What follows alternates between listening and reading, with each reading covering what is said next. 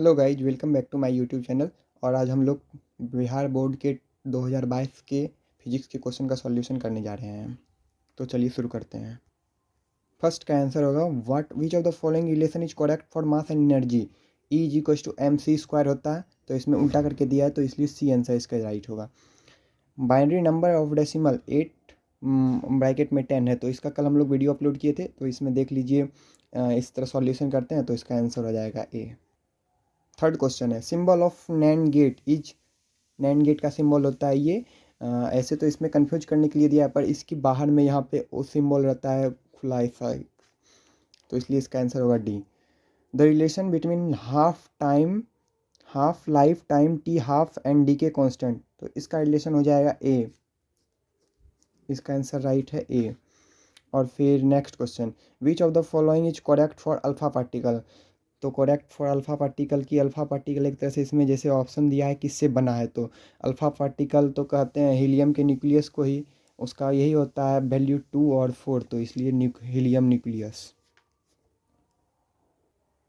Next question, which of the following equation is correct. अगर बोल रहा है यूरेनियम को हम इसका फ्यूजन होगा वो ब्रेक करेगा, तो किसमें करेगा। यूरेनियम अगर ब्रेक करता है तो उससे अल्फा पार्टिकल निकलेगा, तो अल्फा पार्टिकल तो सब में निकला हुआ है। जब अल्फा पार्टिकल निकलेगा तो उसके एटॉमिक मास में 4 से कमी हो जाएगी और उसके एटॉमिक नंबर में 2 से कमी हो जाएगी, तो इसमें इसका थोरियम बनेगा और इसका जोड़ने के बाद फिर यूरेनियम भी बन रहा है, तो इसलिए इसका आंसर सही होगा B. Which of the following is correct vector form of equation of Biot Savart law. Biot Savart law का इक्वेशन था कि हम किसी भी वायर के स्मॉल करंट को उससे कितने दूरी पे मेजर कर सकते हैं, वो बायोट सेवर्ट लॉ था। तो यहाँ पे ये म्यू नॉट बाई 4 पाई सब में कॉमन है, पर यहाँ I D L R vector, यहाँ आर यहाँ क्यूब होना चाहिए, पर यहाँ पे नहीं है, बट यहाँ पे है, तो इसका यही आंसर होगा सी। हाँ, next question, the value of B vector on the surface of earth. Magnetic field surface के अर्थ के सरफेस पे कितना है, तो 10⁻⁵ tesla. Electromagnetic moment of current carrying coil is m is equal to N I A vector. Which of the following is correct for galvanometer constant. तो ये हो जाता है क्योंकि I is equal to C by N A B, और फिर इसमें एक थीटा होता है, तो इसको के से डिनोट करते हैं, टॉर्सनल कांस्टेंट के नाम से जाना जाता है, तो इसका सही आंसर हो जाएगा ए, सी बराबर N C by N A B. तो है next question 11th number, resistance of ideal ammeter is. ये तो वोल्ट मीटर के लिए होता है इन्फिनिटी, तो 0 हो जाएगा इसके लिए, अमीटर के लिए। SI unit of magnetic flux. Magnetic flux का एसआई यूनिट क्या होता है, तो वेबर।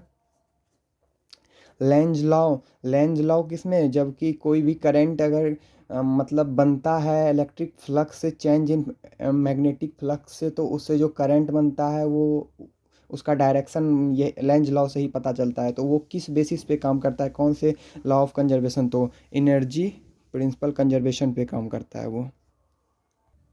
यहाँ पे फिर है next question, inductive reactance. Inductive reactance होता है एक्सएल, जो ये इंडक्टर का रेजिस्टेंस होता है, और एक्सएल का वैल्यू होता है ओमेगा एल, और ओमेगा का वैल्यू होता है 2 पाई/टी एल, और 2 पाई/टी 1/टी को हम लोग एफ लिख सकते हैं, तो 2 पाई/एफ एल, तो इसका करेक्ट आंसर हो जाएगा A.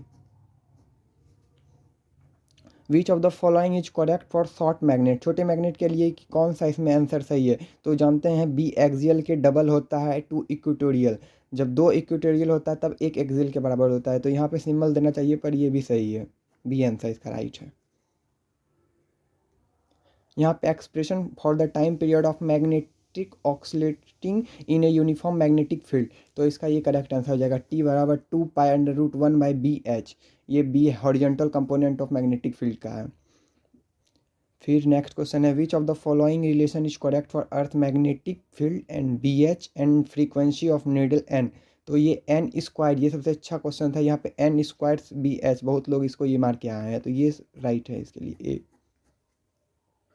Which of the following is correct for tangent law, ये हो जाएगा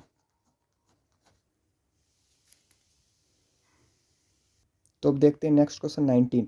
relative permeability is equals to, तो इसका होता है म्यू बराबर म्यू आर म्यू नॉट। तो हमको इसमें देखिए यहाँ पे नज़र आ रहा है म्यू आर बराबर म्यू बाय म्यू नॉट, तो इसका करेक्ट आंसर हो जाएगा ए। फिर नेक्स्ट क्वेश्चन है which of the following is relation is correct. तो इसका ये हो जाएगा, जब मैग्नेटिक फील्ड निकालना रहता है तो हॉरिजॉन्टल कंपाउंड में मैग्नेटिक फील्ड और वर्टिकल कंपोनेंट में मैग्नेटिक फील्ड दोनों को बराबर हो जाता है। उसको स्क्वायरिंग करने के बाद बी कॉमन आ जाएगा, फिर उसका cos square theta plus sine square theta का वैल्यू 1 हो जाएगा, तो ये बी के बराबर इसके आता है। Which of the following is correct for speed of electromagnetic wave in vacuum. Vacuum में इलेक्ट्रोमैग्नेटिक वेव का स्पीड बताने के लिए कौन सा इसमें इसका करेक्ट हो जाएगा सी। इसी से हम लोग म्यू नॉट और एप्सिलॉन नॉट का मतलब ये इलेक्ट्रोमैग्नेटिक वेव में इसका यूज होता है। SI unit of electric intensity newton per coulomb. Which of the following is correct for current density. Which of the following is correct for current density. Current density के लिए कौन सा सही है। किसी भी एक वायर के से करंट पास होगा तो उसका करंट डेंसिटी क्या होता है, किसी भी उसके यूनिट क्रॉस सेक्शन एरिया से यूनिट टाइम में कितना करंट पास हो रहा है, तो J is equals to I by A. इसका करेक्ट आंसर हो जाएगा बी। नेक्स्ट है which of the following is correct for mobility. Mobility क्या होता है, इलेक्ट्रिक फील्ड पर drift velocity per unit electric field is called mobility. तो mu बराबर हो जाएगा V D by electric field, ये ड्रिफ्ट वेलोसिटी है v d. Which of the following is correct, तो इसमें तो सिंपल है 1 वाट बराबर 1 जूल पर second inverse. Colour code of carbon register blue colour, तो इसका 6 हो जाएगा। इसका एक याद करने का ट्रिक है, black brown Roy of great Britain में very good wife wearing gold silver necklace. उससे एक ट्रिक है, उसे याद करने के लिए इसको बेस्ट ट्रिक है वो। नेक्स्ट है ampere hour is unit of charge, ये चार्ज की यूनिट है। ये Lorentz force, which of the following is correct for Lorentz force. Lorentz force में होता है कि इलेक्ट्रिक फील्ड और मैग्नेटिक फील्ड दोनों लगता है, तो इस मैग्नेटिक फोर्स दोनों फोर्स लगते हैं तो उसी को लॉरेंज फोर्स कहा जाता है। तो ये हो जाएगा, दोनों फॉर्म में क्यू रहता है तो क्यू को कॉमन ले लेते हैं बाहर, ठीक है। The permittivity of free space, ये तो सिंपल क्वेश्चन है, 8.85 इंटू 10⁻⁻12 ये फोर्स पर मीटर, ये simple question. SI unit of electric dipole. Electric dipole का एसआई यूनिट, ये तो कूलम पर मीटर। जब दो चार्ज में अपोजिट सिंबल का आता है इसके बीच के डिस्टेंस को, तो किसी एक को चार्ज लिया जाता है और डिस्टेंस लिया जाता है। The vector form of Coulomb's law, Coulomb's law का वेक्टर फॉर्म ये वाला हो जाएगा। The capacity of any conductor, कि कंडक्टर का कैपेसिटी क्या होगा, तो इसका किसी भी स्पेरिकल बॉडी में जितना पोटेंशियल देंगे उसका चार्ज उतना बढ़ेगा, तो उसको क्यू हट के सी भी आ जाता है और सी बराबर क्यू बाई भी हो जाएगा, तो उसके लिए इसलिए डी आंसर सही है। Energy of charge conductor, charge conductor का एनर्जी क्या होता है, एनर्जी बराबर हाफ सी भी स्क्वायर, तो ये आंसर हो जाएगा। If n capacitor of equal capacity C1 are connected in parallel then equivalent capacity will be, parallel में हो जाएगा ये और सीरीज में हो जाएगा ये। Dielectric strength for air is 3 into 10⁻6 volt per metre inverse. The expression for real average power in alternating current circuit is P average बराबर ERMS into IRMS cos phi, D answer हो जाएगा right. Power factor is equals to R by Z, resistance by impedance. Phase difference LR circuit इस फॉर्मूले से निकालते हैं। Transformation ratio in transformer, voltage in secondary by voltage in primary. Dimensional formula of RC is D वाला हो जाएगा, M0L0T1। The unit of pole strength, बहुत लोग यहाँ पे गड़बड़ी मीटर इन्वर्स करके दिए हैं, ये मैग्नेटाइजेशन में यूज होता है, पर पोल स्ट्रेंथ के लिए ये A मीटर यूज होता है SI यूनिट में। Work done deflection of magnet in uniform magnetic field, ये सी हो जाएगा इसका आंसर, W बराबर MB-1 माइनस कॉस थीटा।